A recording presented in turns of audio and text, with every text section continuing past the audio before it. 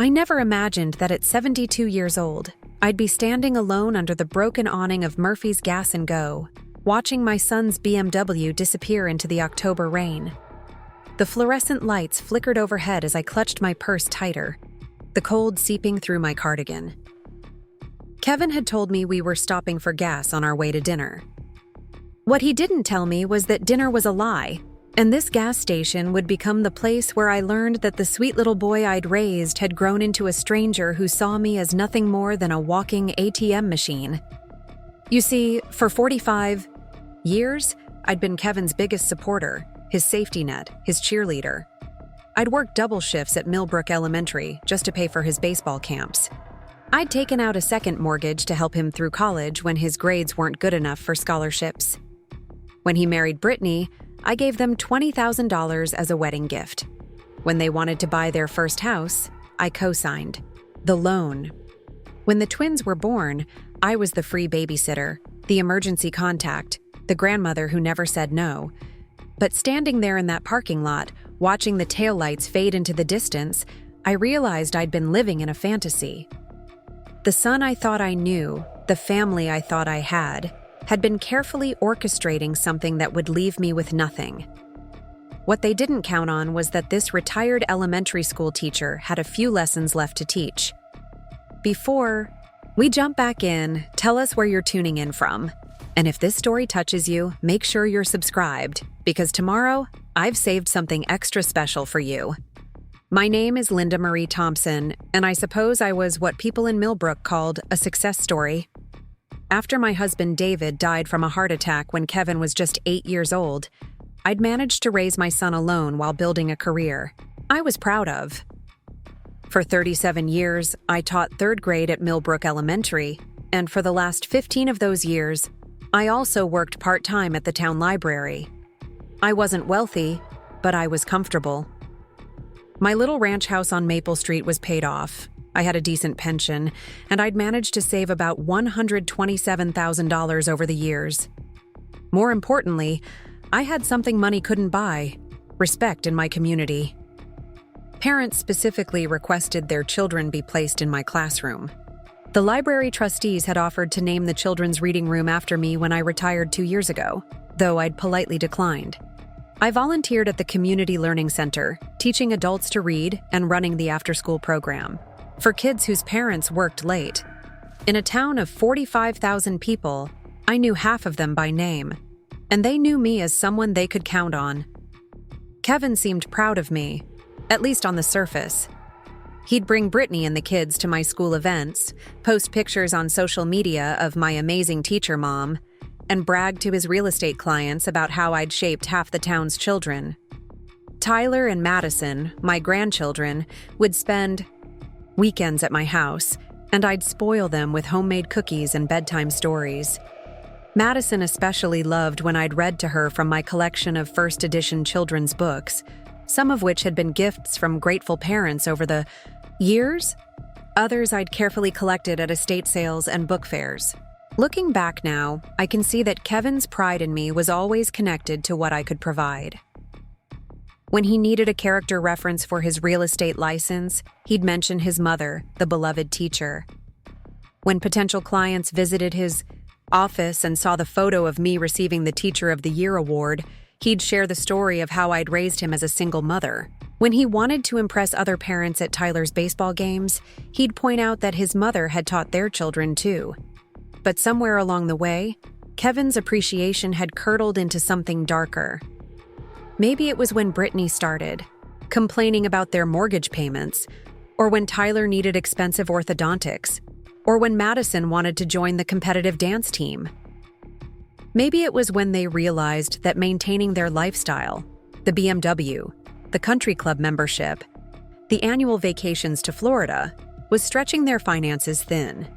Or maybe it was simply when they started doing the math and realized that everything I owned would someday be theirs anyway. So why wait? The manipulation started so gradually that I didn't recognize it at first.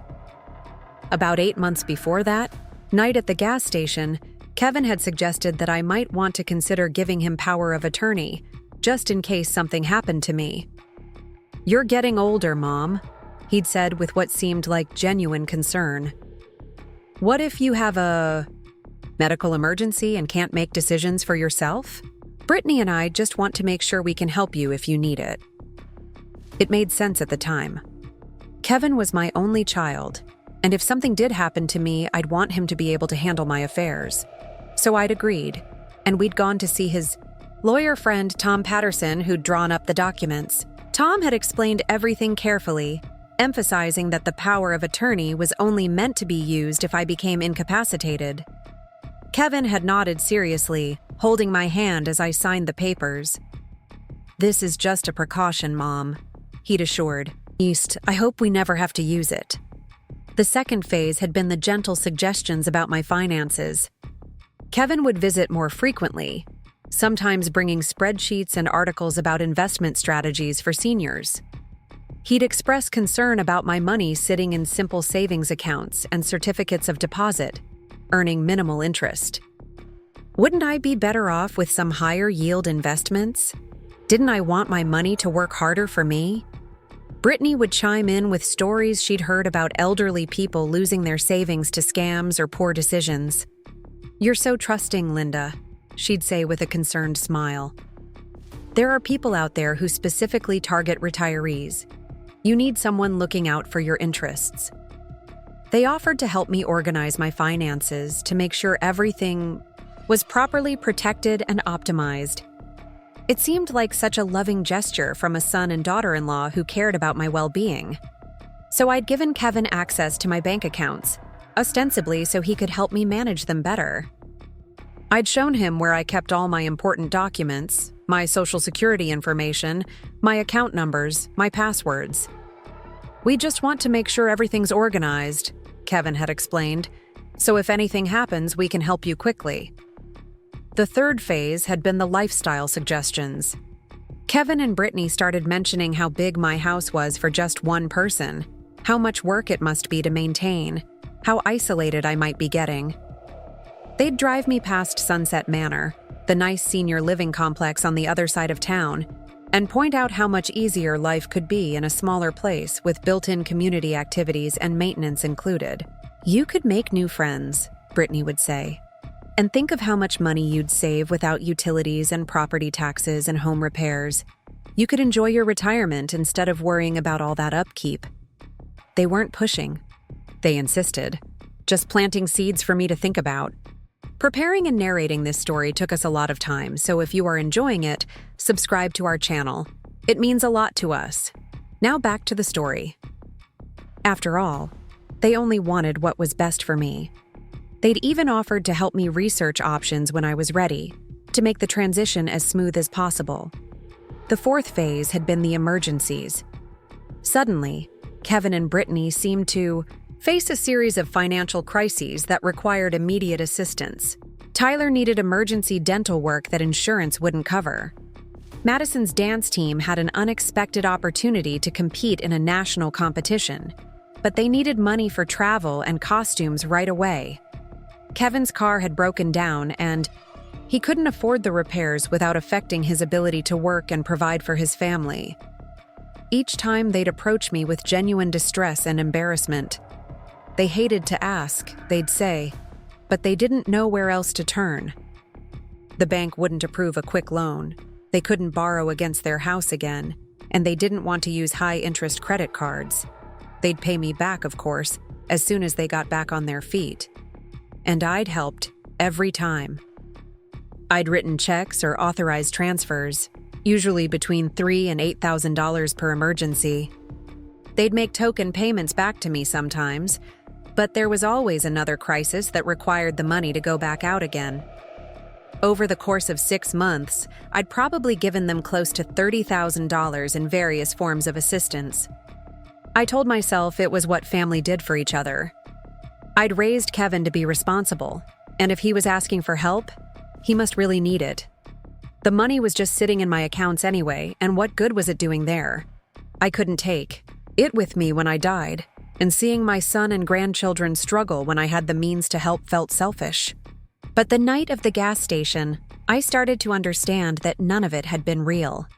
The emergencies, the concern for my well-being, the suggestions about simplifying my life, even the power of attorney, had all been part of a carefully orchestrated plan to separate me from everything I'd worked for my entire life.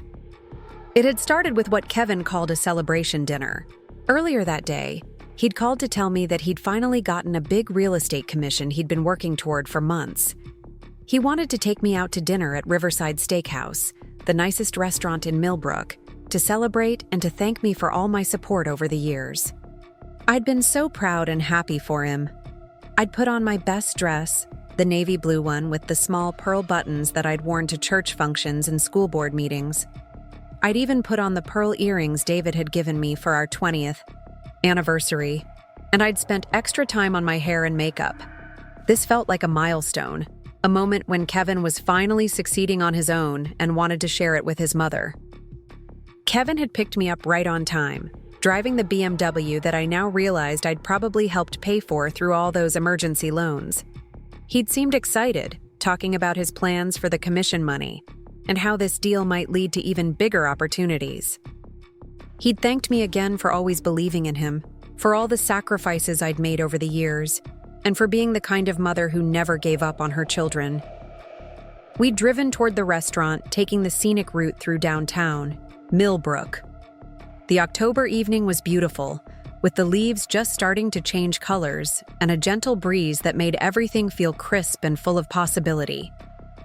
I'd felt so content in that moment, so grateful for the relationship I had with my son, and so hopeful about his future. But instead of turning toward Riverside Steakhouse, Kevin had pulled into Murphy's Gas and Go. "Just need to fill up the tank," he'd said. "Don't want to run out of gas on the way home tonight." I'd waited in the passenger seat while he'd gotten out and started pumping gas. That's when I'd noticed that he'd left the car running, which seemed odd since he was usually careful about saving gas. I'd also noticed that he kept looking at his phone, as if he was waiting for something. Then my phone had buzzed with a text message from Kevin, even though he was standing right outside the car. "Mom, I'm sorry, but I can't do this anymore. Check your bank accounts. You'll understand." I'd stared at the message, confused, and beginning to feel a cold dread in my stomach. I'd looked up to see Kevin walking quickly toward the convenience store, but instead of going inside, he'd continued around the building toward what I realized was another car waiting in the back parking lot. I'd gotten out of the BMW, calling his name, but he'd already gotten into the other vehicle.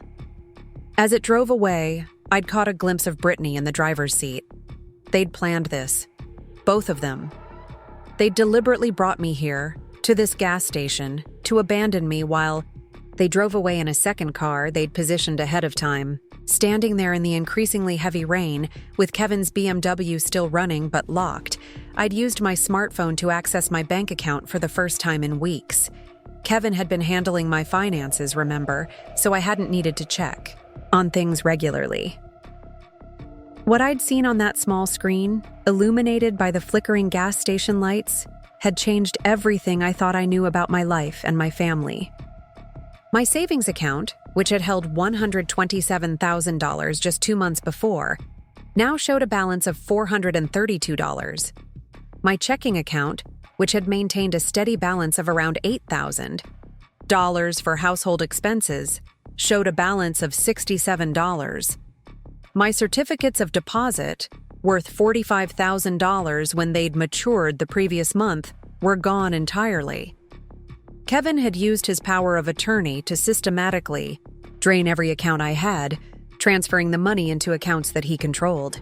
The emergencies, the investment advice, the offers to help organize my finances had all been cover for what amounted to financial elder abuse on a massive scale. But even as I stood there in the rain, cold and abandoned and essentially broke, I knew that Kevin had made one crucial mistake. He'd underestimated me. He'd seen his mother as a naive elderly woman who could be easily manipulated and discarded.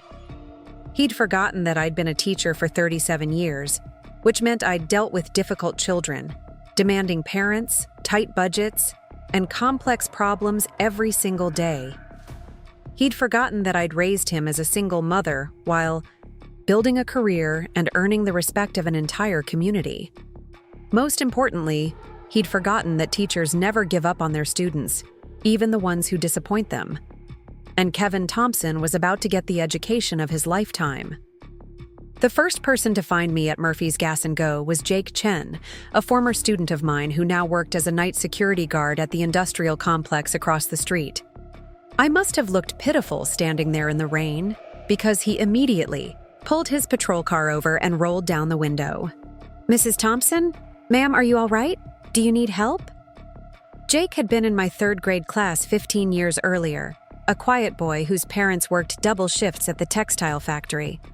I'd kept snacks in my desk drawer specifically for kids like Jake, the ones who sometimes came to school hungry. Now he was 28, married, with a baby on the way, and the concern in his voice reminded me why I'd loved teaching so much. "I'm fine, Jake," I lied, trying to keep my voice steady, just waiting for my ride. But Jake wasn't fooled. He parked his car and got out, pulling a large umbrella from his trunk. "Mrs. Thompson, you're soaking wet and that BMW's been sitting there with the engine running for 20 minutes. Where's Mr. Kevin?" The kindness in his voice broke something inside me, and before I could stop myself, I was crying. Not the dignified tears of a woman maintaining her composure, but the ugly, desperate sobs of someone whose world had just collapsed. Jake didn't ask questions. He just held the umbrella over both of us and waited while I fell apart in a gas station parking lot. When I finally managed to speak, I told him the truth. Not all of it, but enough. My son had brought me here and left me. I didn't have a way home. I was in some kind of trouble, but I wasn't sure how bad it was yet. Jake drove me home that night, following behind Kevin's abandoned BMW while I figured out how to work the electronic key fob. The irony wasn't lost on me that my son's car, probably purchased with my money, was now my only way to get back to my house. Jake waited in my driveway until I was safely inside and made me promise to call him if I needed anything. "You helped me when I was a scared little kid, Mrs. Thompson," he said before leaving. "Now it's my turn to help you." Inside my house, everything looked exactly the same as when I'd left a few hours earlier. The coffee cup I'd used that morning was still in the sink. The book I'd been reading was still open on the kitchen table. My reading glasses were folded neatly on top of the newspaper, next to the grocery list I'd been writing for tomorrow's shopping trip. It felt surreal that my entire life could be destroyed while my physical surroundings remained completely unchanged. I spent the rest of that night going through every financial document I could find, trying to understand the scope of what Kevin had done. The power of attorney papers were still in my filing cabinet, along with copies of all my bank statements from the past year. As I spread them across my dining room table, a pattern emerged that made me physically sick. The theft hadn't been impulsive or desperate.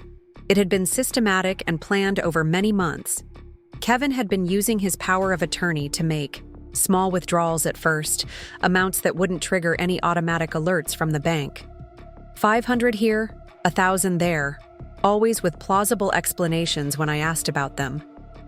Investment transfers, he'd called them, or account maintenance fees, or better placement of funds for higher interest rates. But in the past 2 months, the withdrawals had accelerated dramatically. Large chunks of money had been moved out of my accounts and into what the bank statements showed as K. Thompson Holdings LLC, a company I'd never heard of, but which was obviously Kevin's creation. My certificates of deposit had been cashed early, with Kevin paying the penalties using my own money. Even my small pension account had been accessed, with funds redirected to accounts I didn't recognize. The most devastating discovery was a folder I found tucked behind my other documents, one that Kevin must have thought I'd never look through. It contained real estate listings, marketing materials, and preliminary contracts for the sale of my house. Kevin hadn't just stolen my savings. He'd been planning to sell my home out from under me. The properties he'd been researching for me were all at Sunset Manor, the senior living complex he and Brittany had been subtly promoting for months. But they weren't the nice independent living apartments they'd shown me during our drives past the facility. These were small assisted living units designed for people with limited financial resources and declining independence. The cheapest options available, with shared bathrooms and no kitchen facilities. Kevin had been planning to warehouse me in institutional care while he profited from everything I'd worked for my entire life. I stayed up until dawn reading through every document, making notes, and trying to calculate exactly how much had been stolen. The final number was devastating. $173,000. Not just my savings, but money from my pension, my CDs, and even a small investment account I'd forgotten I had. Kevin had been thorough in his theft, accessing every financial resource I possessed. But the documents also revealed something else, something Kevin didn't know about and hadn't found. Buried in the back of my filing cabinet was a folder labeled Book Collection Insurance, containing appraisals and documentation for my first edition children's books. The collection had been valued at $35,000 3 years earlier, and some of the rarer volumes had likely increased in value since then.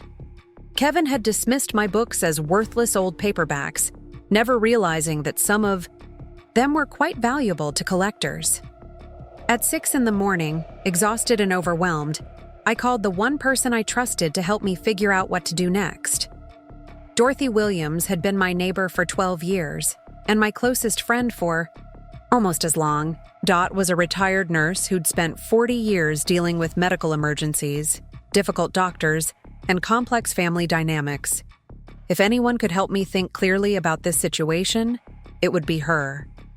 Dot arrived at my house 20 minutes later, still in her bathrobe but carrying a thermos of coffee and a box of tissues. She took one look at my face and the papers scattered across my dining room table and immediately understood that something terrible had happened. "Tell me everything," she said, settling into the chair across from me. "Start from the beginning and don't leave anything out." So I did. I told her about the gas station, about the bank accounts, about the real estate listings, about the months of manipulation that I'd been too trusting to recognize. Dot listened without interrupting, occasionally making notes on a legal pad she'd brought with her. When I finished, she sat quietly for several minutes, studying the bank statements and legal documents. "Linda," she finally said, "this isn't just theft. This is financial elder abuse, and it's a felony in Ohio. Kevin could go to prison for this." The word prison hit me like a physical blow. Despite everything he'd done, Kevin was still my son.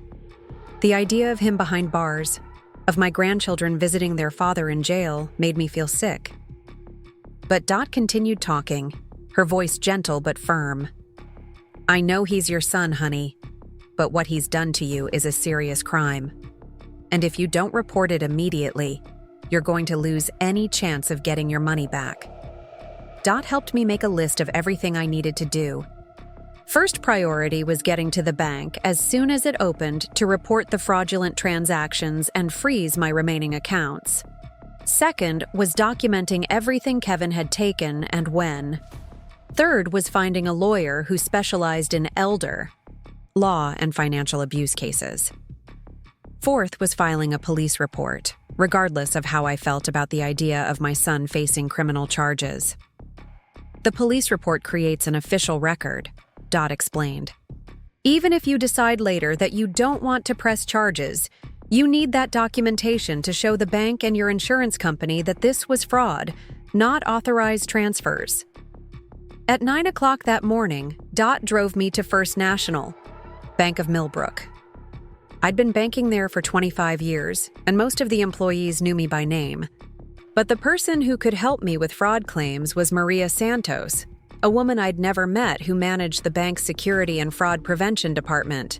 Maria was younger than I'd expected, probably in her late 30s, with kind eyes and a professional manner that immediately put me at ease. She listened carefully as I explained what had happened, occasionally asking clarifying questions and taking detailed notes. When I showed her the power of attorney documents and the pattern of unauthorized withdrawals, her expression grew increasingly serious. "Mrs. Thompson," she said when I'd finished my explanation. "I need you to understand that what your son did goes far beyond the scope of any legitimate power of attorney.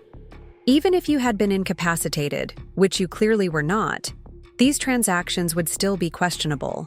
The pattern of transfers, the amounts involved, and the timing all suggest deliberate financial exploitation." Maria explained that the bank would immediately freeze all my remaining accounts and begin an investigation into the unauthorized transactions. They would also file a suspicious activity report with federal authorities, which would trigger additional scrutiny of Kevin's financial activities. Most importantly for my immediate needs, they could provide me with emergency access to funds while the investigation proceeded. "We have a victim assistance program for cases like this," Maria told me. "It's designed to help people who've been financially abused while they're waiting for their cases to be resolved. We can provide you with access to up to $5,000 immediately and more as your situation requires." The relief I felt at those words was overwhelming. I'd spent the previous 12 hours wondering how I was going to buy groceries or pay my utilities, and now I had options. But Maria wasn't finished explaining my situation. "Mrs. Thompson, I also need to tell you that we're required by law to report suspected financial elder abuse to Adult Protective Services. They'll want to interview you and assess your safety. Given that your son had access to your home and all your personal information, they may recommend additional protective measures." The idea of Adult Protective Services getting involved was frightening. I'd heard stories about elderly people being removed from their homes or declared incompetent based on reports from well-meaning social workers. But Maria seemed to understand my concerns. "The goal isn't to take away your independence," she assured me. "It's to make sure you're safe and to help you recover from what's been done to you."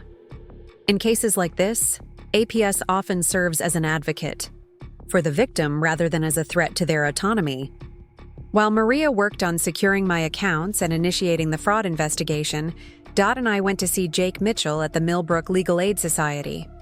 Jake was no relation to Jake Chen, the security guard who'd helped me the night before, but he turned out to be exactly the right person for my situation. He was a lawyer in his early 50s who specialized in elder law and had extensive experience with financial abuse cases. Jake Mitchell's office was small and cluttered, located above Henderson's hardware store in downtown Millbrook, but he listened to my story with the same careful attention that Maria had shown. When I finished explaining what Kevin had done, he leaned back in his chair and shook his head. "Mrs. Thompson, in 20 years of practicing elder law, I've seen a lot of financial abuse cases, but your son's behavior is particularly egregious. The systematic nature of the theft, the manipulation tactics he used, and the plan to sell your house all indicate a level of premeditation that makes this a very serious criminal matter." Jake explained that Ohio law provided several avenues for addressing financial elder abuse. There were criminal charges that could be filed, civil remedies that could help me recover my money, and protective measures that could prevent Kevin from doing further damage. But he also warned me that the legal process would be lengthy and emotionally difficult. "Family financial abuse cases are always complicated," he said. "Even when the evidence is clear, which it is in your case, you'll be dealing with the emotional complexity of prosecuting your own son. And Kevin will almost certainly try to claim that you authorized these transactions or that you're confused about what happened." Jake asked me to bring him every financial document I had, along with any communications I'd had with Kevin about money or my accounts. He also recommended that I get a complete medical evaluation to document my mental competency, which would counter any claims Kevin might make about my ability to understand financial decisions. "The more evidence we have of your mental clarity and independence, the stronger your case becomes," he explained. "Kevin's defense will likely focus on claiming that you needed financial assistance or that you were becoming confused about money matters. We need to be able to prove that's absolutely false." By the end of that first day after the gas station incident, I had a bank fraud investigation underway, a lawyer working on my case, and a support system I hadn't known I needed. But I also had something else. A growing anger that was replacing the shock and hurt I'd felt initially. Kevin had stolen my money, planned to sell my house, and intended to warehouse me in the cheapest institutional care he could find. But he'd also underestimated my intelligence, my resources, and my determination. That evening, as I sat in my kitchen eating a sandwich for dinner, my phone rang. It was Kevin, calling as if nothing had happened. "Hey, Mom," he said in his normal, cheerful voice. "How was your day? I'm sorry about last night. I had an emergency with a client, and I couldn't get back to pick you up. I hope you got home okay." The casual tone of his lie was breathtaking. He was calling to see if I'd discovered what he'd done, testing whether I was confused or aware, enough to understand my situation. For a moment, I considered playing along, pretending I didn't know about the stolen money. But then I thought about Jake Chen standing in the rain with his umbrella, about Maria Santos arranging emergency funds. For me, about Dot Williams coming over in her bathrobe to help me figure out what to do. "Kevin," I said quietly, "I know what you've done. I know about the money, about the house plans, about all of it." There was a long pause on the other end of the line. When Kevin spoke again, his voice was different, harder, more calculated. "Mom, I think you're confused. Maybe you should see a doctor. You're getting older, and sometimes elderly people get paranoid about their finances. I've been trying to help you, remember? You asked me to manage your accounts because you were having trouble keeping track of everything." The gaslighting was immediate and shameless. Kevin was already implementing his backup plan, the one where I was a confused elderly woman who couldn't be trusted to understand her own financial situation. But I'd spent too many years dealing with manipulative children and dishonest parents to fall for such an obvious tactic. "Kevin," I said, "I've already been to the bank. I've spoken to a lawyer. I know exactly what you've stolen and how you've stolen it. The only question now is whether you're going to return my money voluntarily or whether I'm going to have to take legal action to get it back." Another pause, longer this time. When Kevin spoke again, there was no pretense of concern or confusion. His voice was cold and calculating, and I realized I was hearing the real Kevin for the first time in years. "Mom, you need to think very carefully about what you're doing. If you make accusations like this public, it's going to affect my reputation, my business, my family. Tyler and Madison don't need to see their grandmother destroying their father's life over some confusion about money. And honestly, at your age, who's going to believe you over me?" The threat was clear. Kevin was going to use my grandchildren as weapons against me, and he was going to claim that any legal action I took was the result of mental decline or confusion. He'd already thought through his strategy for discrediting me and minimizing the consequences of his theft. But Kevin had made one crucial error in his calculations. He'd forgotten that I'd been dealing with bullies for 37 years in the classroom, and I'd learned that the only way to handle a bully was to stand up to them immediately and decisively. "Kevin," I said, "you have 48 hours to return every penny you've stolen from me. If my accounts aren't restored by Wednesday evening, I'm filing criminal charges on Thursday morning. And just so you know, I've already documented everything you've taken, so don't bother moving more money around or trying to hide assets." I hung up before he could respond, and then I turned off my phone.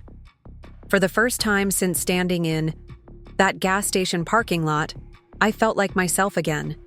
Scared, yes, and hurt beyond description, but also determined.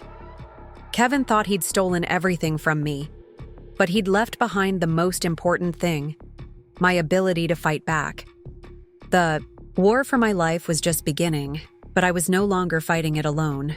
And despite everything Kevin had taken from me, he'd also given me something valuable: absolute clarity about who he really was and what I needed to do about it.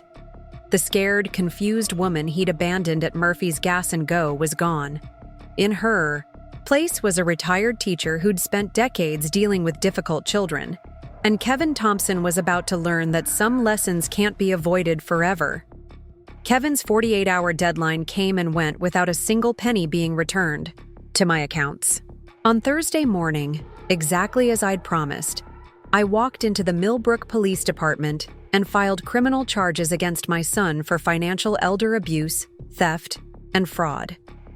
Detective Sarah Coleman, a woman in her 40s who specialized in white-collar crimes, took my statement with the same professional thoroughness that Maria Santos had shown at the bank.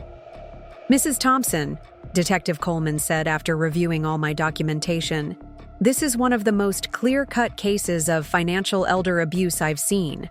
Your son's actions show clear intent to defraud, and the systematic nature of the theft makes this a felony case. I want you to know that we're going to pursue this aggressively." The detective explained that Kevin would be arrested within the next few days, once they'd coordinated with the prosecutor's office and prepared the formal charges. She also warned me that Kevin would likely make bail quickly and might attempt to contact me or pressure me to drop the charges. Family members who commit financial abuse often become desperate when they realize the legal consequences are real, she said. They may try intimidation, emotional manipulation, or even threats. If Kevin contacts you at all after his arrest, I want you to call me immediately. The truth is that your father did take money from my accounts without my permission, and he did leave me at that gas station on purpose. But I understand that this is complicated for you because he's your father. Tyler nodded, tears starting to form in his eyes. "I knew it," he said. "I knew Dad was lying about something, but why would he do that to you? You've always been so good to our family." I didn't have a good answer for Tyler's question because I still didn't fully understand Kevin's motivations myself. But I could see that Tyler needed something from me, some way to make sense of what was happening to his family. "Tyler, sometimes adults make very bad choices, even adults who are supposed to know better. Your father made a series of bad choices that hurt me and that are going to have serious consequences for him. But that doesn't mean you're responsible for his choices, and it doesn't mean you have to choose sides between your parents and me." Tyler wiped his eyes with the back of his hand. "What's going to happen to Dad? Kids at school are already talking about how he got arrested. Someone's mom works at the police station, and she told people about the charges." The news that Kevin's arrest was becoming public knowledge in Millbrook wasn't surprising, but it added another layer of complexity to the situation. In a town of 45,000 people, especially in a family as well known as ours, this kind of scandal would be front-page news in the local paper and the subject of endless gossip at the grocery store and church social events. "Tyler, your father is going to have to face the consequences of what he did. That might mean jail time, and it will definitely mean he has to pay back the money he stole. But whatever happens to him, it's the result of his own choices, not anything you or Madison or even your mother did." Tyler looked around the classroom, watching the elementary school students working on their homework with volunteer tutors. Several of the children were kids I'd taught at Millbrook Elementary, and they waved at me when they noticed me talking to Tyler. "Grandma," Tyler said, "I want to help you somehow. I don't know what I can do, but this whole thing isn't fair. Dad always taught me that stealing was wrong, and then he goes and steals from his own mother. It doesn't make sense." Tyler's offer to help touched me deeply, but I was also concerned about putting him in the middle of a legal battle between his parents and me. Kevin and Brittany were already angry about the criminal charges, and if they found out that Tyler was talking to me, they might take their anger out on him.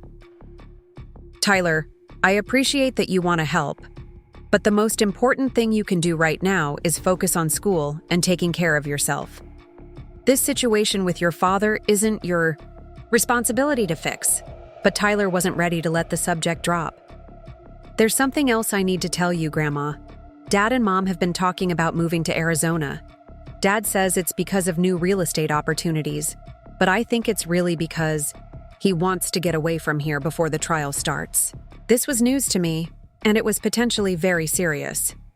If Kevin was planning to leave Ohio before his criminal case was resolved, it could complicate the legal proceedings significantly. I made a mental note to call Detective Coleman and Jake Mitchell as soon as I got home that evening. Tyler, if your parents are planning to move, that's their decision to make. But I need you to promise me that if they try to make you or Madison lie about anything related to this situation, you'll find a way to let me know. Tyler nodded seriously. I promise, Grandma. And I want you to know that Madison and I don't believe what Mom and Dad are saying about you being confused or sick. We know you're the same person you've always been. After Tyler left that evening, I sat in my car in the church parking lot for several minutes, thinking about our conversation. Tyler's visit had given me information I needed about Kevin's potential plans to flee Ohio, but it had also given me something more valuable: confirmation that not everyone in my family believed Kevin's lies about my mental state. When I got home, I immediately called Detective Coleman to report what Tyler had told me about Kevin's possible plans to move to Arizona. The detective took the information seriously and said she would work with the prosecutor's office to determine if Kevin's bail conditions needed to be modified to prevent him from leaving the state. I also called Jake Mitchell to update him on Tyler's visit and the information about Kevin's new truck purchase.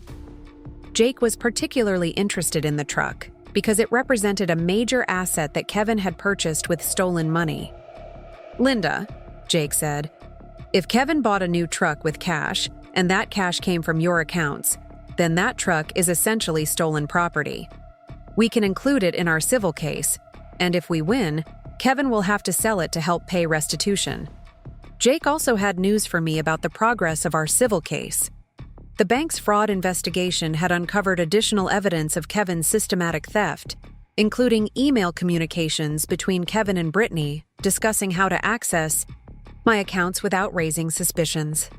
The evidence is overwhelming, Jake told me.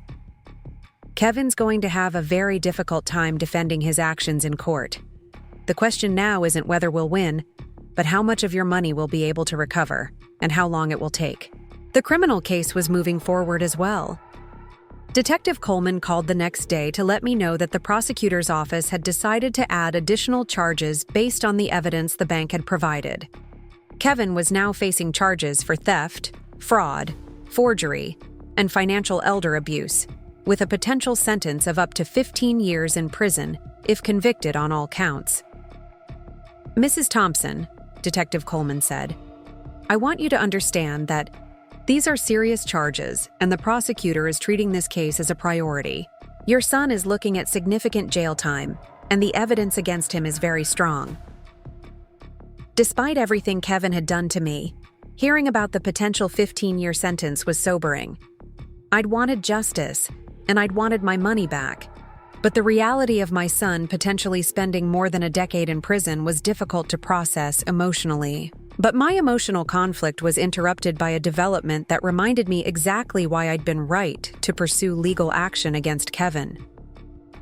Maria Santos called to inform me that Kevin had attempted to access my accounts again, even after his arrest, and despite the fact that his power of attorney had been revoked. Mrs. Thompson, Maria said, your son called our customer service line yesterday claiming that you'd asked him to check on your account balance. When the representative told him that he no longer had access to your accounts, he became belligerent and demanded to speak to a manager. He claimed that you were confused and that he was trying to protect you from making poor financial decisions. Maria went on to explain that Kevin had also visited the bank in person, attempting to use his old power of attorney documents to gain access to my accounts. When the bank employees told him that his authority had been revoked, he'd threatened to sue the bank for discrimination against families trying to care for elderly relatives. The most concerning part, Maria continued, is that Kevin seemed genuinely surprised that his access had been revoked. It's as if he believed that stealing your money was his right as your son, and that our preventing him from continuing to steal was somehow unfair to him. Kevin's continued attempts to access my accounts even after being arrested showed me that I'd been right to take legal action. He hadn't seen his theft as a crime. He'd seen it as his natural inheritance, something he was entitled to take regardless of my wishes or needs. The gas station abandonment hadn't been a moment of panic or desperation. It had been Kevin discarding me after he'd taken everything he thought I had of value. But Kevin had made a crucial error in his calculations. He'd underestimated not just my intelligence and determination, but also the network of people who cared about me and were willing to help me fight back. Tyler's visit had shown me that even within Kevin's own family, there were people who knew right from wrong and weren't willing to accept his version of events. As I settled into my new routine at the Community Learning Center, working with students, like Carmen who were fighting their own battles for dignity and independence, I realized that Kevin had inadvertently given me something valuable. He'd forced me out of my comfortable retirement and into a situation where I had to prove to myself and others that I was still capable, still valuable, still able to contribute to my community. The scared, confused woman Kevin had abandoned at Murphy's Gas & Go was gone. In her place was someone stronger, someone who'd learned that family loyalty had to be earned rather than assumed, and someone who wasn't going to let anyone take advantage of her trust again. Kevin thought he'd destroyed my life when he stole my money and left me at that gas station. What he'd actually done was free me from the illusion that he was someone I could trust and depend on. And that freedom, painful as it had been to acquire, was going to allow me to build something better than what I'd had before. The call from Jake Mitchell came on a cold February morning, 6 months after that terrible night at Murphy's Gas & Go. I was at the Community Learning Center, helping Carmen Rodriguez prepare for her final GED exam, when my phone buzzed with the news that would change everything. "Linda," Jake said, his voice barely containing his excitement. "Kevin's attorney just called. They want to negotiate a plea deal. Kevin is finally ready to admit what he did and discuss restitution." The timing wasn't coincidental. Kevin's criminal trial was scheduled to begin in 3 weeks, and the evidence against him had only grown stronger as the investigation progressed.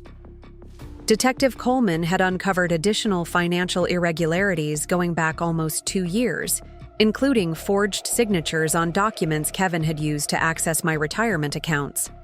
The prosecutor had also discovered that Kevin had been researching Arizona property laws and had already put a deposit down on a house in Phoenix, confirming Tyler's information about the planned escape. But what had really forced Kevin's hand was an unexpected development that had occurred just 2 weeks earlier. During the discovery process for the criminal case, investigators had seized Kevin's computers and financial records. Hidden in his email account, they'd found a detailed plan he'd written to Brittany outlining exactly how they intended to steal my money and dispose of my property. The email, dated 8 months before the gas station incident, was devastating in its cold calculation. Kevin had mapped out a timeline for gaining access to my accounts, identified which assets would be easiest to liquidate, and even calculated how much money they'd need to maintain their lifestyle while I was institutionalized in the cheapest care facility they could find.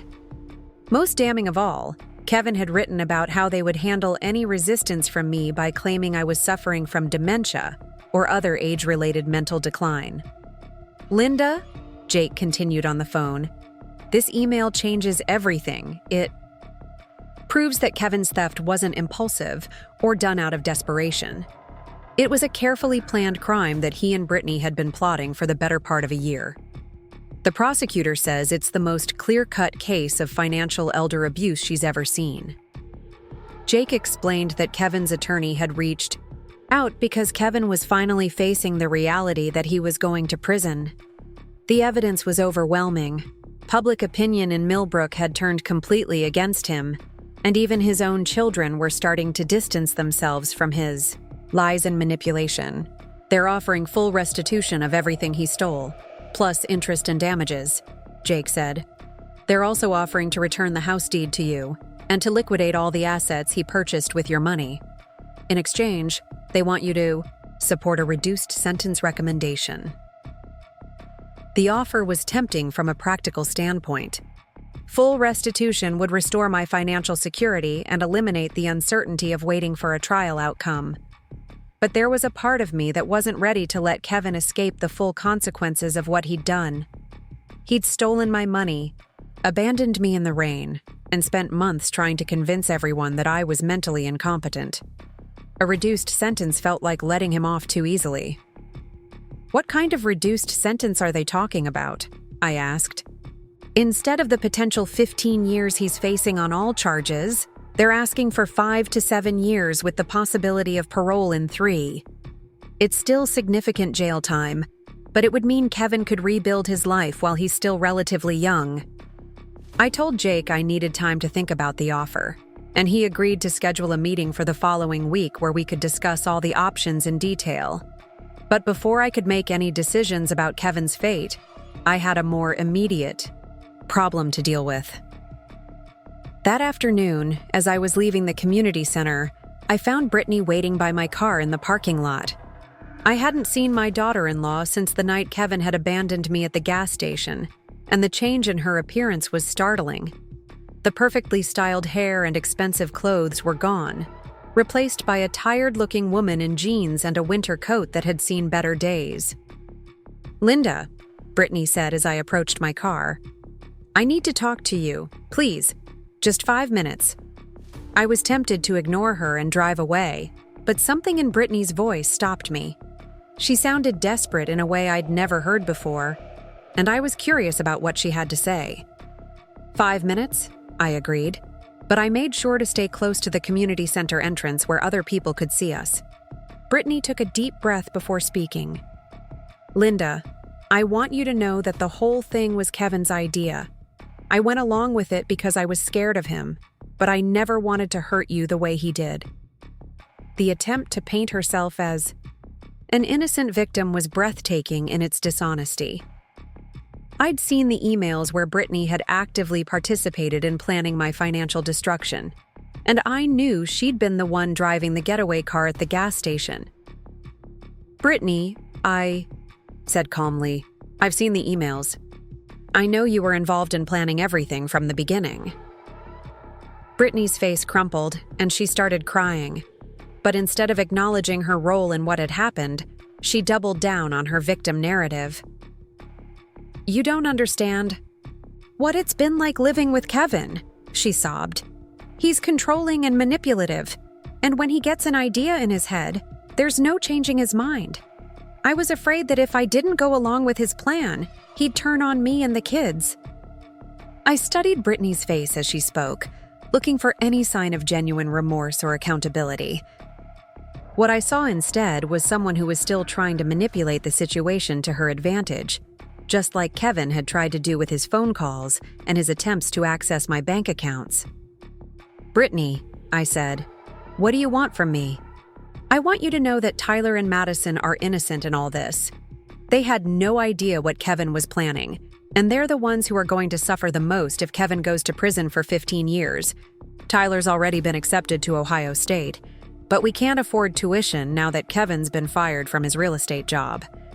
Madison's in her sophomore year, and she's been having panic attacks at school because kids are making fun of her about her father being arrested." The mention of my grandchildren was clearly intended to manipulate my emotions, and I had to admit it was partially effective. I did feel sorry for Tyler and Madison, who were dealing with the consequences of their parents' crimes through no fault of their own.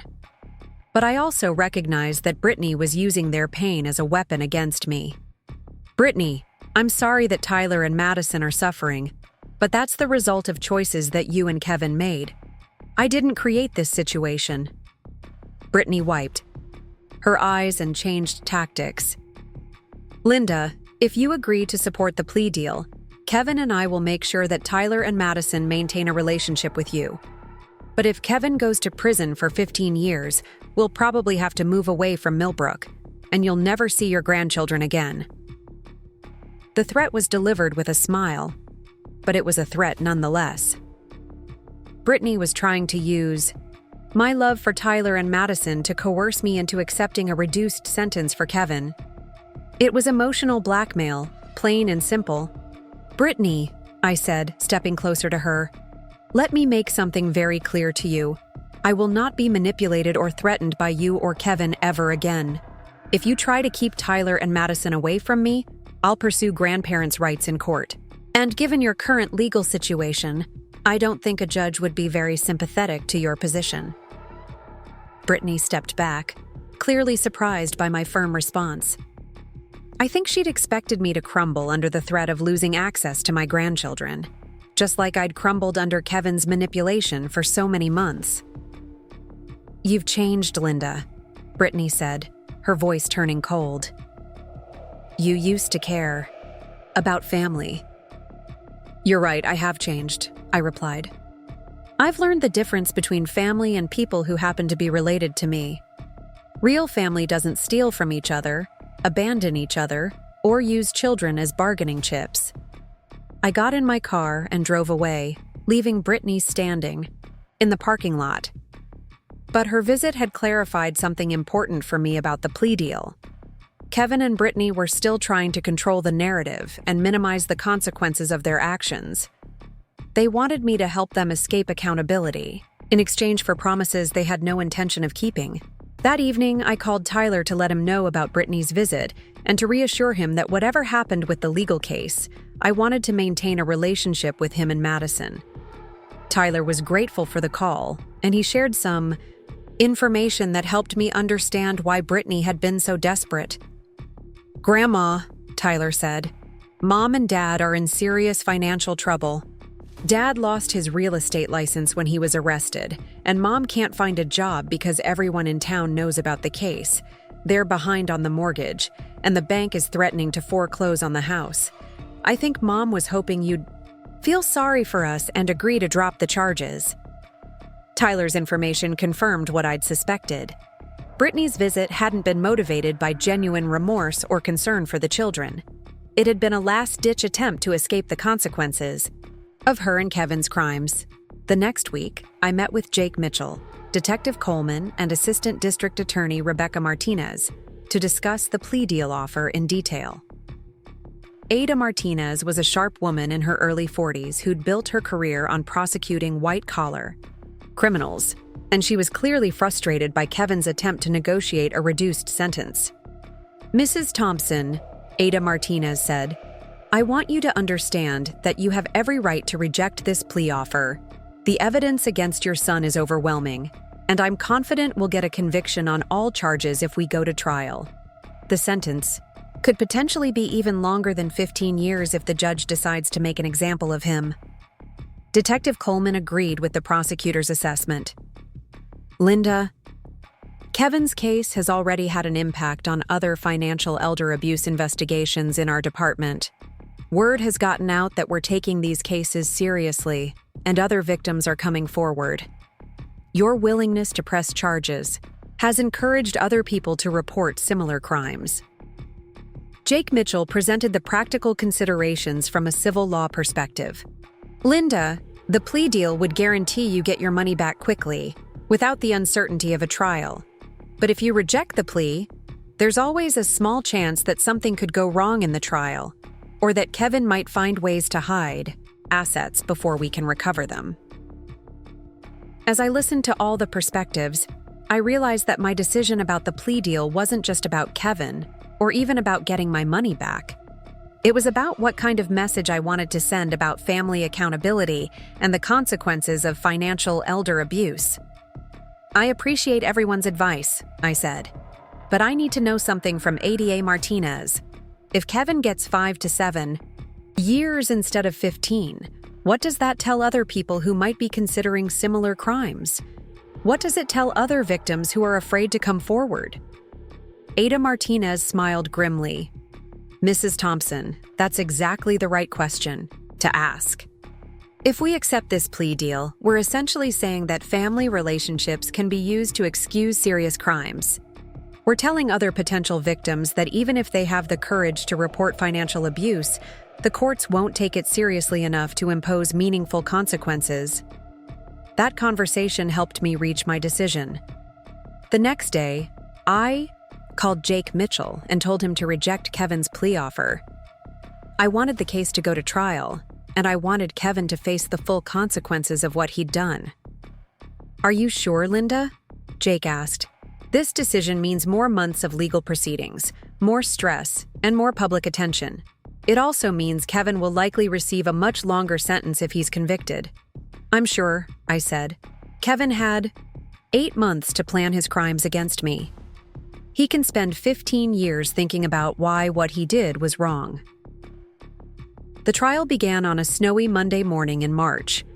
The courthouse was packed with local residents, many of whom I recognized from my years of teaching.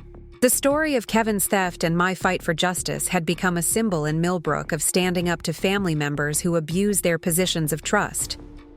ADA Martinez's opening statement was devastating in its clarity and detail. She walked the jury through Kevin's systematic planning, his manipulation of my trust, and his callous abandonment of me at the gas station. She showed them the emails where Kevin and Brittany had calculated exactly how much money they could steal before I would notice. And she played recordings of Kevin's phone calls, where he'd discussed having me declared mentally incompetent if I resisted their plans.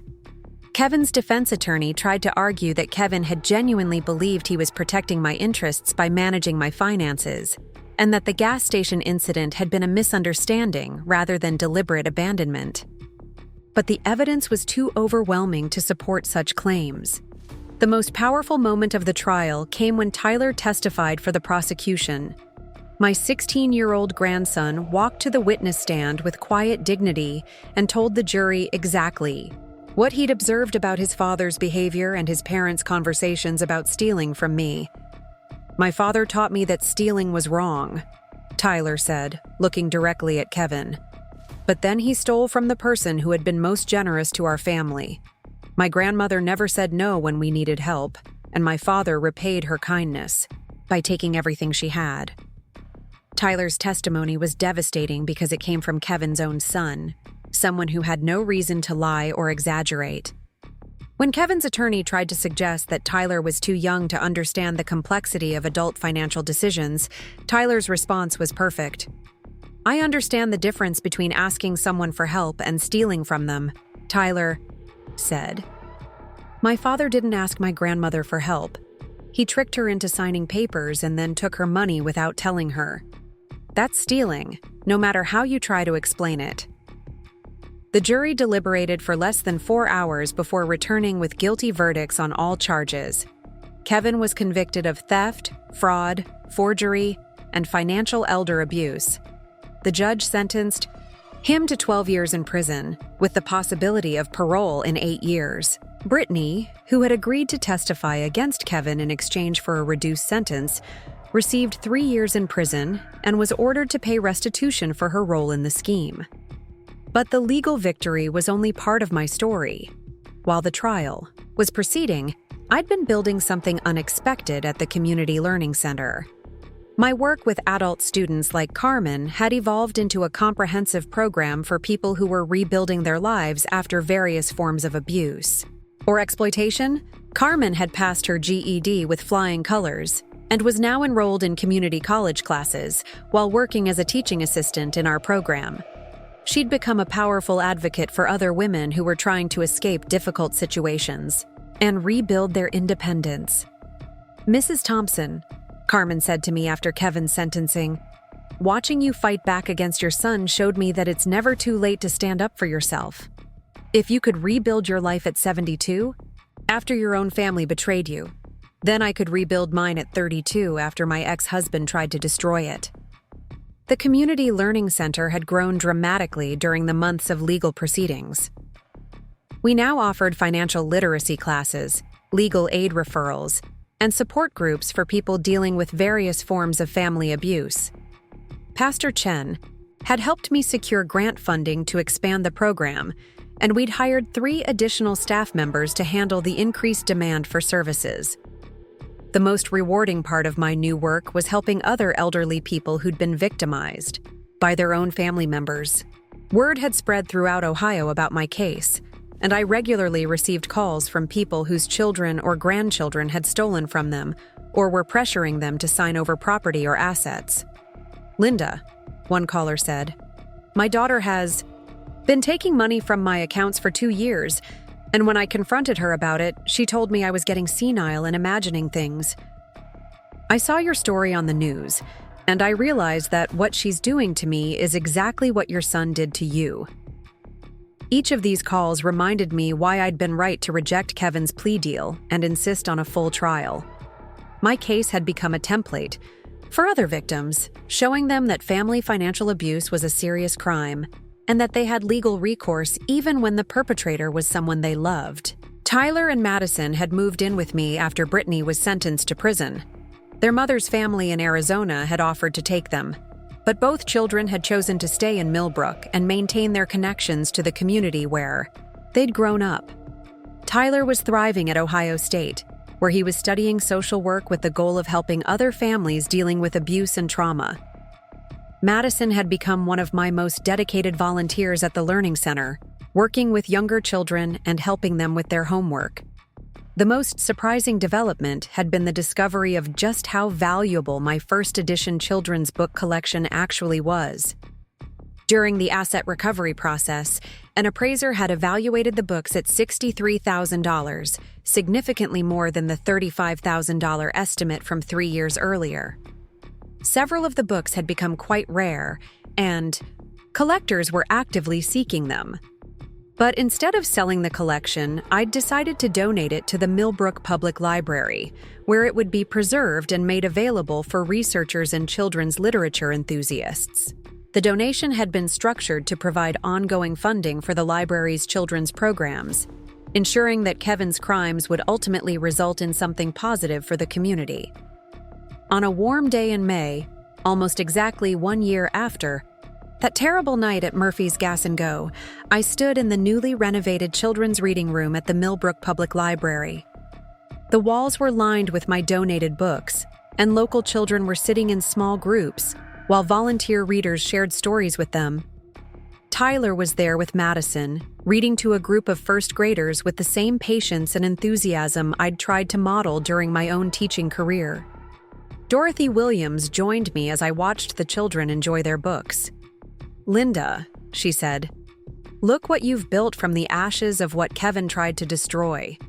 He thought he was stealing your future, but he actually forced you to create something better than what you had before." Dot was right. Kevin's theft had been devastating, and his betrayal had nearly broken my heart.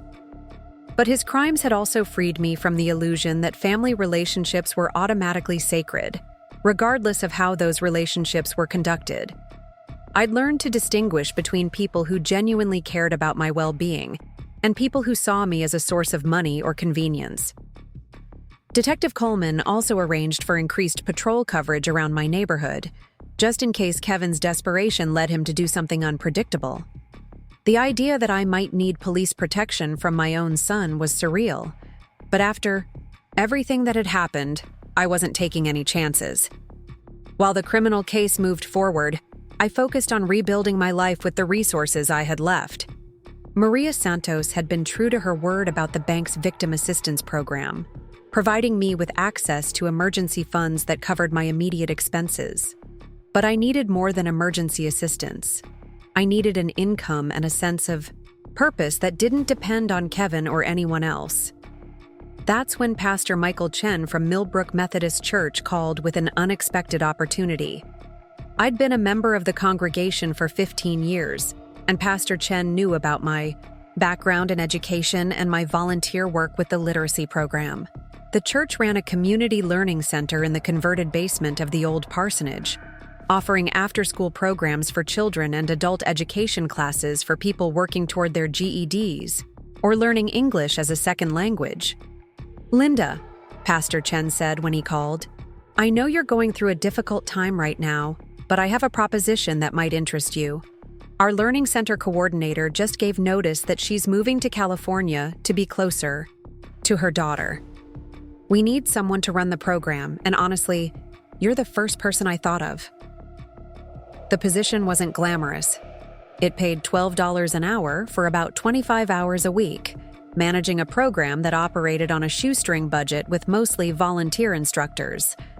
But it would give me a steady income while my legal case worked its way through the system, and more importantly, It would give me something meaningful to do with my time and energy.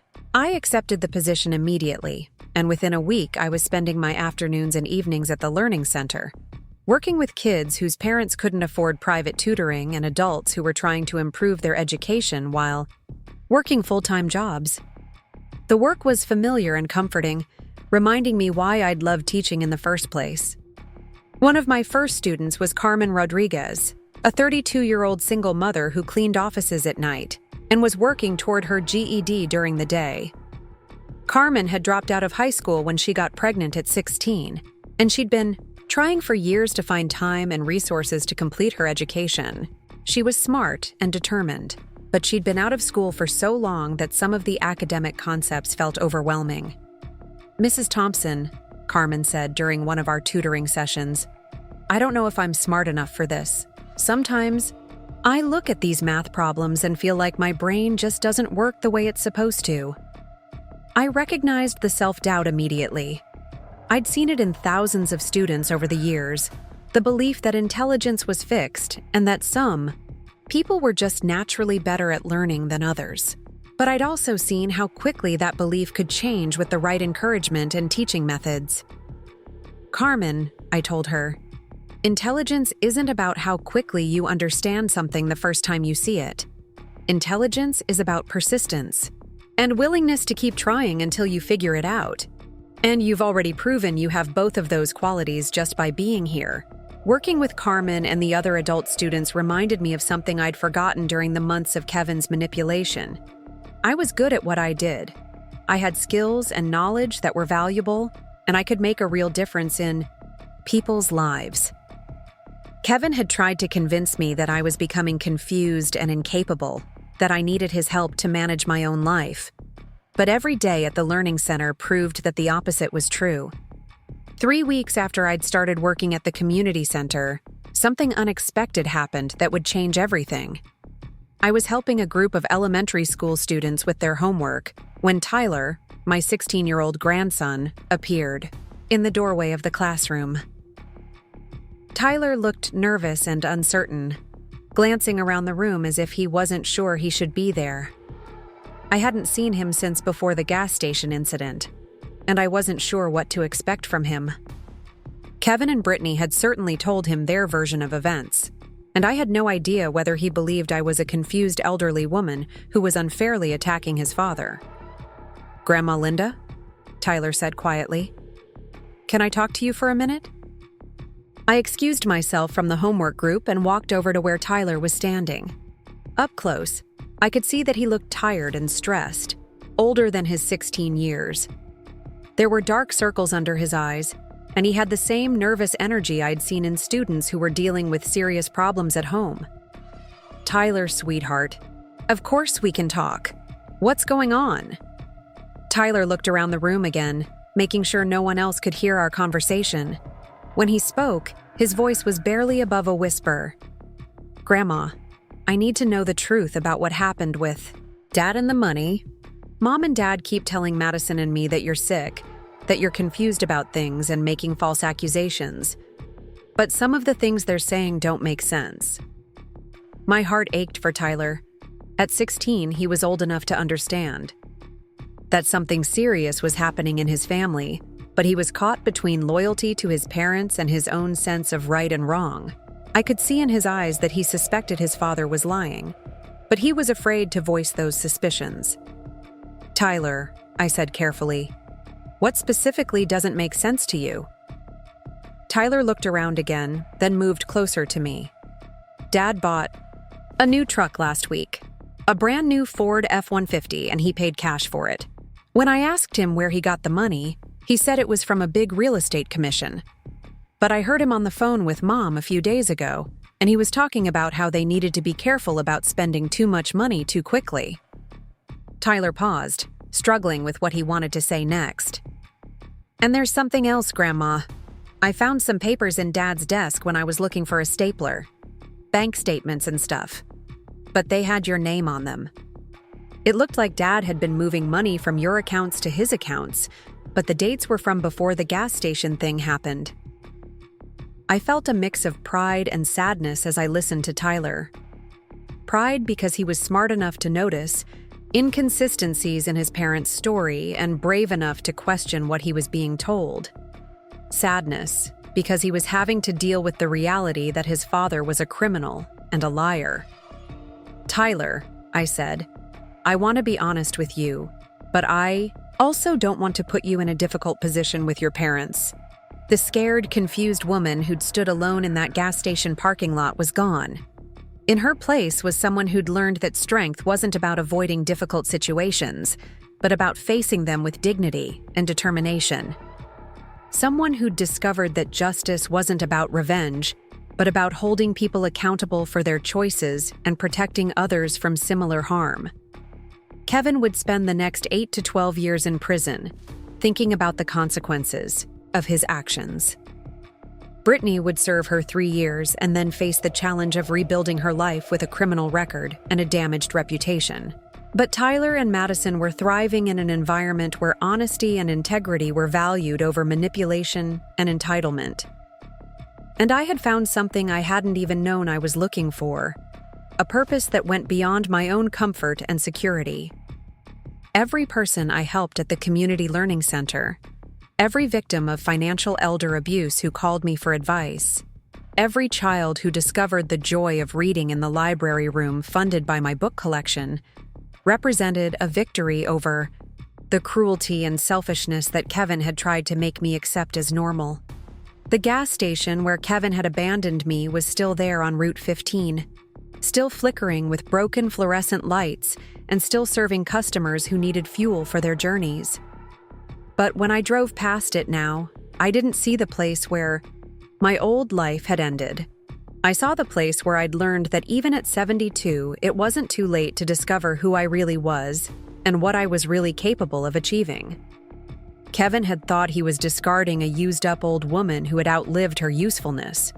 What he'd actually done was liberate a fighter who'd been hidden underneath decades of misplaced family loyalty.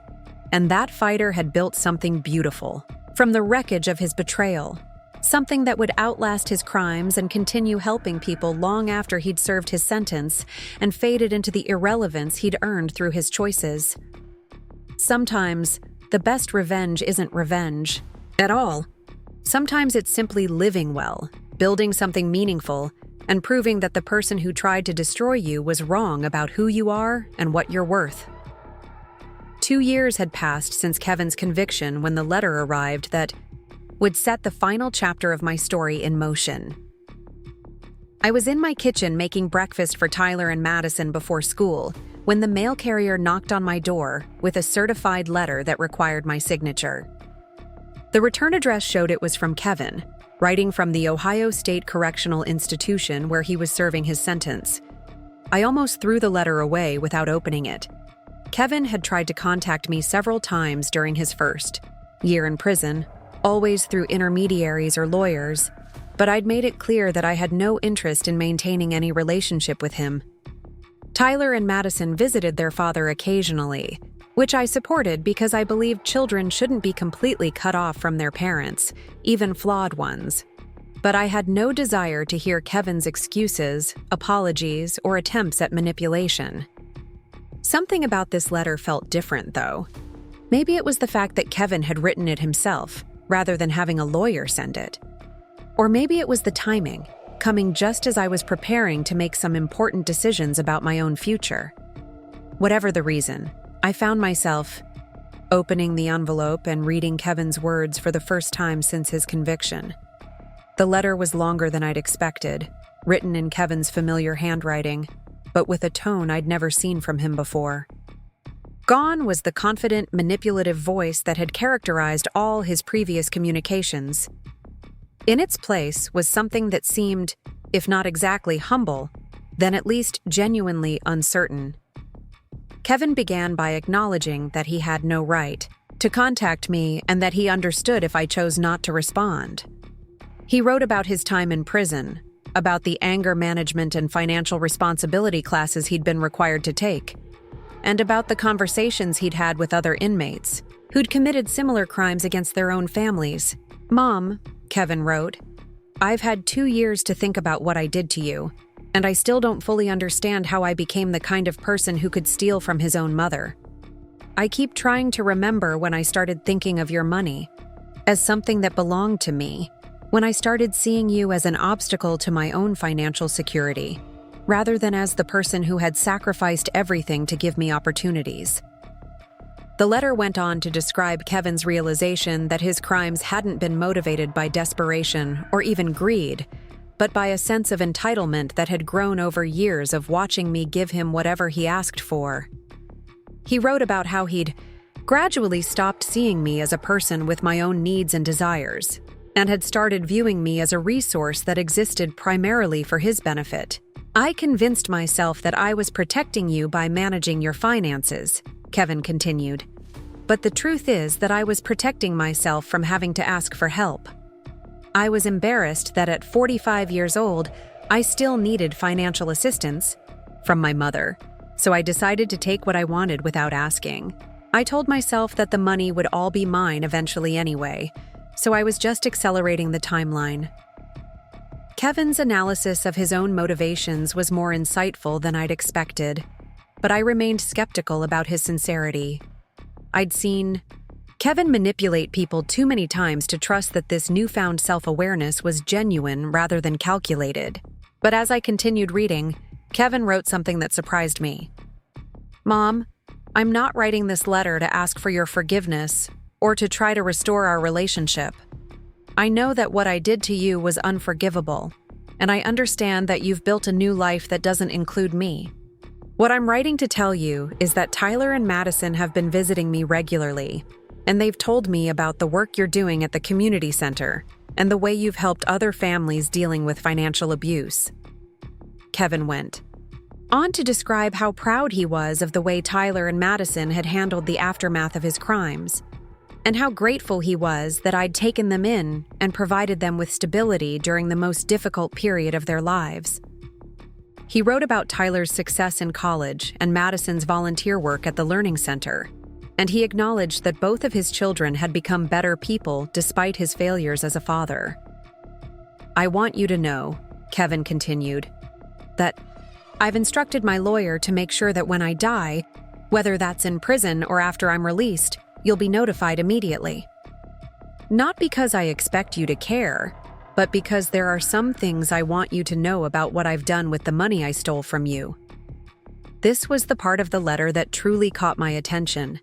Kevin explained that while most of my stolen money had been recovered through the legal proceedings, there had been approximately $30,000 that had never been accounted for. The prosecutors had assumed that this money had been spent on Kevin and Brittany's lifestyle, but Kevin revealed that he'd hidden it in an investment account that I didn't know about. "The $30,000 has grown to about $45,000 over the past 2 years, Kevin wrote. "I've left instructions that when I die, this money should be donated to the Millbrook Community Learning Center in your name. It won't undo what I did to you, but it might help fund the programs you've created to help other people who've been betrayed by their families." The letter concluded with Kevin's acknowledgement that he'd forfeited any right to be considered my son through his actions, but that he hoped his children would continue to be part of my life regardless of what happened to him. He signed it simply Kevin rather than your son or love, which somehow made it feel more honest than any of his previous communications had been.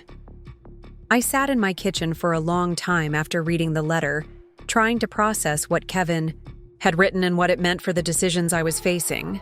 The timing of his letter was particularly significant because I'd been working with Jake Mitchell on updating my will, and I'd been struggling with how to handle Kevin's potential inheritance. Under Ohio law, children have certain inheritance rights even if they've been convicted of crimes against their parents, but those rights can be challenged under specific circumstances. Jake had been advising me on the legal options for ensuring that Kevin received nothing from my estate, but the process was complex and would likely be contested if Kevin or his representatives chose to fight it. Kevin's letter changed the dynamic of those decisions in ways I hadn't anticipated. His acknowledgement that he'd forfeited his right to be considered my son, combined with his apparent effort to make some form of restitution through the hidden money, suggested that he might not, contest a will that excluded him from my inheritance. More importantly, Kevin's letter had clarified something for me about the nature of justice and forgiveness. I didn't forgive Kevin for what he'd done to me, and I didn't trust that his apparent remorse was genuine rather than calculated. But I also didn't need to spend the rest of my life carrying anger toward him or worrying about what he might do if he ever got out of prison. That afternoon, I called Tyler and Madison into my living room to discuss Kevin's letter and to share with them the decision I'd been contemplating for several months.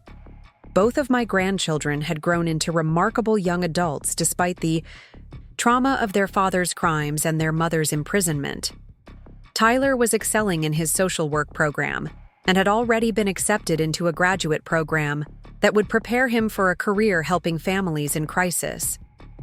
Madison was a senior in high school with straight A's and plans to study education, following in the footsteps of the grandmother who'd raised her during the most formative years of her adolescence. Tyler, Madison, I began, I want to talk to you about my will and about what's going to happen to my property and money when I die. I know this isn't an easy topic, but I think you're both old enough to understand the decisions I'm making and the reasons behind them. I explained to them that I'd been working on a new will that would exclude Kevin entirely from any inheritance, regardless of whether he was still in prison or had been released. Instead, my estate would be divided between Tyler and Madison, with additional bequests to the Community Learning Center, the public library, and several other organizations that had been important in my life. I want you both to understand, I continued, that this decision isn't about punishing your father or expressing anger toward him. It's about recognizing that Kevin made choices that permanently changed our family relationships, and that those choices have consequences that extend beyond his prison sentence. Tyler nodded thoughtfully. At 20 years old, he'd had time to process the reality of his father's crimes and their impact on the family. "Grandma," he said, "I think Dad knows that what he did means he can't expect to inherit anything from you." When I visited him last month, he talked about how he'd thrown away his right to be part of the family through his actions. Madison, now 17 and more emotional about family issues than her older brother, struggled more with the concept of permanently excluding Kevin from my inheritance. "Grandma, I understand why you're doing this, but what if Dad really has changed? What if he gets out of prison and tries to make things right with the family?" It was a fair question, and one I'd wrestled with extensively during my conversations with Jake Mitchell. "Madison," I replied, "change is always possible, and if your father genuinely transforms himself during his time in prison, that would be wonderful for him and for both of you. But change doesn't erase consequences, and it doesn't restore trust. That's been broken through deliberate betrayal." I went on to explain to Madison that even if Kevin did change, the damage he'd done to our family relationships was permanent. He'd stolen my life savings, abandoned me when I needed help, and spent months trying to convince people that I was mentally incompetent. Those weren't mistakes or lapses in judgment.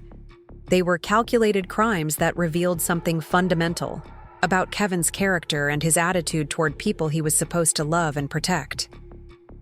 "Madison, if your father does change, then the best thing he can do is build new relationships with people who haven't been harmed by his previous actions.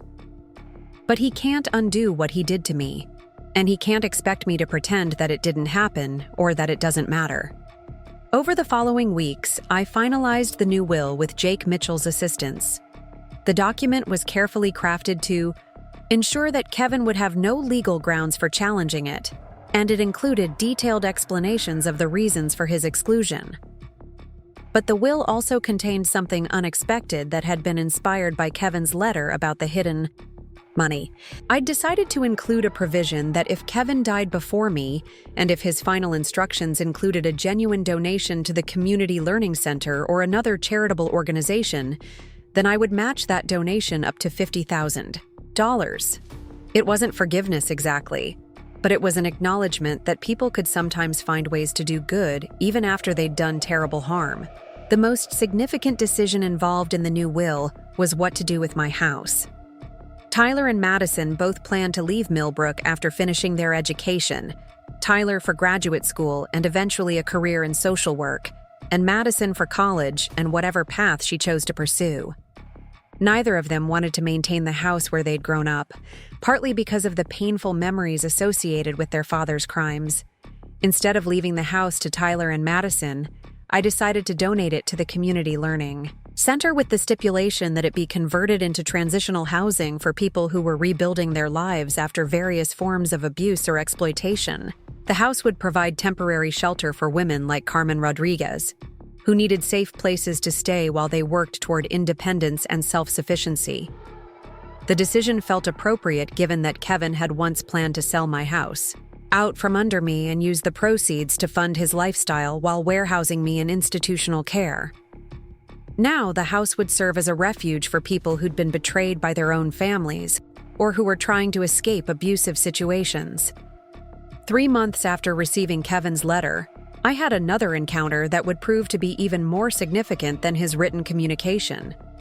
I was leaving the grocery store on a Saturday afternoon when I encountered Brittany in the parking lot.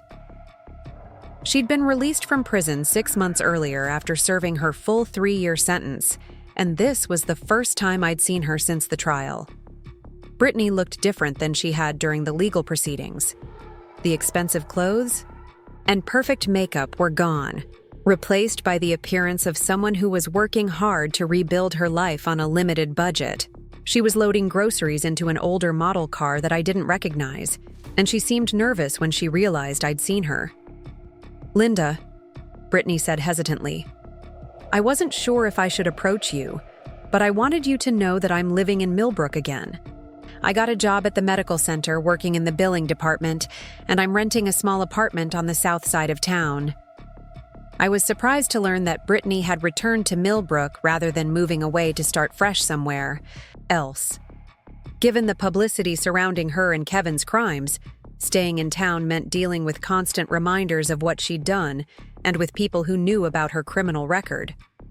"Brittany," I said, "why did you come back here? Wouldn't it have been easier to start over somewhere else?" Brittany looked uncomfortable with the question, but she answered honestly. "I thought about moving away, but Tyler and Madison are here, and they're the most important things in my life. I know I screwed up terribly, and I know I hurt you and damaged my relationship with my children. But I didn't want to compound those mistakes by running away and abandoning them completely." I had to admit that Brittany's decision to stay in Millbrook and face the consequences of her actions showed more character than I'd expected from her. It would have been much easier for her to move to another state and pretend that her criminal past didn't exist. Staying meant accepting responsibility and working to rebuild relationships with people she'd harmed. "How are Tyler and Madison handling your return?" I asked. Brittany's expression became pained. "It's complicated. Tyler is polite to me, but distant. He'll have dinner with me occasionally, but he's made it clear that he doesn't trust me and doesn't consider me a reliable presence in his life. Madison is more forgiving, but she's also more hurt by what I did. She wants to rebuild our relationship, but she's afraid of being disappointed again." Brittany went on to explain that she'd been attending counseling and participating in a support group for people who'd committed financial crimes. She'd also been volunteering at a women's shelter, helping other women who were dealing with the aftermath of abusive relationships or criminal behavior. "Linda," Brittany continued, "I know this doesn't change anything about what Kevin and I did to you, but I want you to know that I think about it every day. I wake up every morning knowing that I participated in stealing from a woman who had been nothing but generous to my family, and I go to sleep every night wondering how I became the kind of person who could do something so cruel." Brittany's apparent remorse seemed more genuine than Kevin's letter had, perhaps because she was saying it to my face rather than writing it from the safety of a prison cell. But I remained cautious about accepting her expressions of regret at face value. "Brittany," I said, "I appreciate that you're taking responsibility for what you did, but I need you to understand that your remorse doesn't obligate me to forgive you or to restore our relationship. You and Kevin made choices that permanently changed how I see both of you." Brittany nodded, tears forming in her eyes. "I understand that, and I'm not asking for forgiveness. I just wanted you to know that I'm trying to become a better person, and that I'm grateful that Tyler and Madison have had you in their lives during the time when I couldn't be there for them." Our conversation was interrupted by the arrival of Madison, who'd been shopping with friends and had spotted us talking in the parking lot. Madison looked uncertain about how to handle the situation, clearly uncomfortable with the tension between her mother and me, but wanting to maintain relationships with both of us. "Mom, Grandma Linda," Madison said carefully, "is everything okay? Here?" The question highlighted the awkward position that Tyler and Madison were in as they tried to navigate relationships with family members who'd been on opposite sides of a criminal case. They loved their mother despite her crimes, but they also respected me for fighting back against those crimes. They wanted their father to serve his time and learn from his mistakes, but they also appreciated the stability and guidance I'd provided during his absence. "Everything's fine, sweetheart," I told Madison. "Your mother and I were just talking about how proud we both are of you and Tyler." It was true. Despite everything that had happened between the adults in the family, Tyler and Madison had thrived during the chaos and trauma of their parents' criminal behavior and imprisonment. They'd maintained their academic performance, developed strong moral compasses, and shown remarkable resilience in the face of circumstances that would have destroyed many young people. After we parted ways in the parking lot, I reflected on how different my encounter with Brittany had been from Kevin's letter. Both Kevin and Brittany had expressed remorse for their actions, but Brittany's willingness to return to Millbrook and face the consequences of her behavior in person seemed more meaningful than Kevin's written reflections from prison. Still, I wasn't ready to restore any kind of relationship with Brittany, regardless of how sincere her remorse appeared to be. Like Kevin, she'd participated in a calculated plan to steal my life savings and abandon me when I needed help. The fact that she regretted those actions didn't erase the harm she'd caused or restore the trust she'd broken. 6 months later, I received another letter from Kevin, but this one was much shorter and more specific than his previous communication. Kevin wrote that he'd been diagnosed with a serious heart condition that the prison medical staff was monitoring closely. He wasn't asking for sympathy or trying to manipulate anyone's emotions, but he wanted to make sure that certain practical matters were addressed while he was still able to do so. Kevin had worked with a lawyer to finalize the instructions for donating the hidden money to the Community Learning Center, and he'd also created a trust fund that would provide educational support for Tyler and Madison after his death.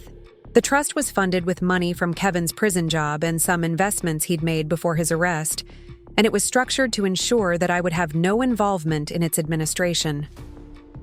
"Mom," Kevin wrote, "I want Tyler and Madison to have resources for their education and their futures, but I also want to make sure that managing those resources doesn't become a burden for you.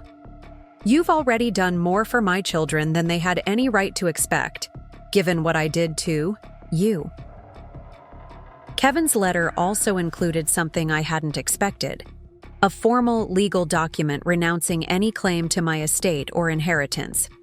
The document had been prepared by his lawyer and notarized by prison officials, and it explicitly stated that Kevin acknowledged his crimes against me and voluntarily waived any rights he might have to my property or assets.